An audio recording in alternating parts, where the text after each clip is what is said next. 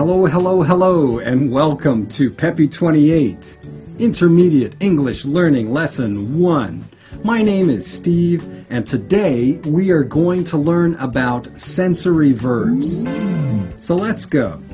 Sensory verbs, there were many things to see, hear, touch, smell, and taste on Peppy Paradise. And I want to tell you that with the verb see as my first example, that you can see a bee, see a dancer, or see a bouquet. You can see all of those things without focusing your attention. They are in front of you and you are perceiving them. However, if you use the verb look, you can focus your attention and say, I am looking at the bee, I'm looking at the bouquet, or I'm looking at the dancer. So be careful because we use different verb tenses for each sensory verb, depending if you are focusing your attention or not. Let's take our second example here. You could say, I hear the wolves, I hear the bats, or I hear the ocean. In all of those cases, you are using the simple present. And you want to make sure that when you're not focusing your attention, you use the verb hear.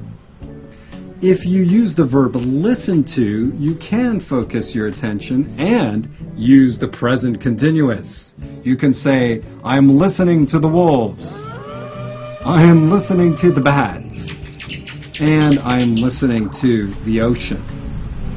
So think about which verb you are using, because it would not be correct to say, I am hearing the wolves, I am hearing the bats, I am hearing the ocean. Doesn't sound right. My third sensory verb is smell, and smell is only something we can do for a few seconds. Therefore, we only use it in the simple present form. You could say that I smell the cheese, I smell the wine, or I smell the roses. In all of those cases, I'm using it in the simple present form. The last sensory verb that I would like to talk about is taste.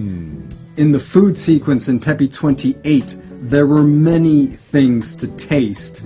And it depends whether you are talking about the person who is doing the action or the object. Where do you put that at the beginning of the sentence? So you can say the food tastes good, or you could say that I am tasting or I am trying the food. So when you put yourself at the beginning of the sentence, you can use it in the present continuous form. However, when you put the object at the beginning of the sentence and you put it in the simple present form.